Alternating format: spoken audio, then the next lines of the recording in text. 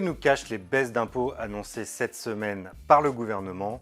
Bon baiser de Bercy, épisode numéro 1, c'est parti. C'est l'actualité de la semaine à Bercy, la présentation du projet de loi de finances pour 2019. Un projet de loi de finances qui a été habillé à coups de communication, notamment sur les baisses d'impôts.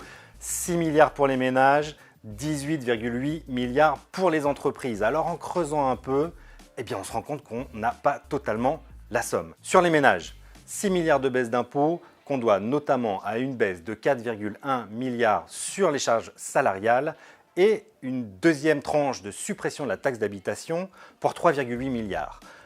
Pour la première, les baisses de charges salariales, c'est vrai, ça fera plus de 4 milliards l'année prochaine, sauf que cette baisse a été financée l'année dernière par une hausse de la CSG, souvenez-vous, plus 1,7 points. L'un dans l'autre, les deux mesures s'annulent. Quant à la baisse de la taxe d'habitation, elle est largement compensée par la hausse sur la fiscalité verte, près de 2 milliards d'euros, la hausse de la fiscalité sur le tabac, entre 4 et 800 millions d'euros, ou bien encore les coups de rabot sur le crédit d'impôt transition énergétique, ou, le gouvernement oublie de le préciser, des gels, des retraites, des allocations familiales qui vont raboter de 2 milliards d'euros et demi le pouvoir d'achat des Français. Sur les entreprises maintenant, la baisse de près de 20 milliards d'euros n'est en fait due qu'à la transformation du CICE en baisse de charges. C'est effectivement une double trésorerie de 20 milliards qui va arriver dans les caisses des entreprises sans pour autant améliorer leur compte de résultats puisque cet argent leur était dû.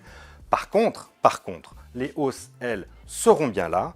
On pense à la fiscalité des énergies qui va augmenter de 2,8 milliards d'euros les prélèvements sur les entreprises, ou bien encore l'augmentation du 5e acompte de l'impôt sur les sociétés que Bruno Le Maire compte bien pérenniser. On voit donc dans l'ensemble qu'il s'agit surtout d'un grand jeu de bonne taux fiscale, de redistribution de la masse fiscale qui au final ne fait pas vraiment baisser les impôts, car pour cela, il faudrait s'attaquer d'abord à la dépense publique et sur ce point, le gouvernement doit encore faire ses preuves.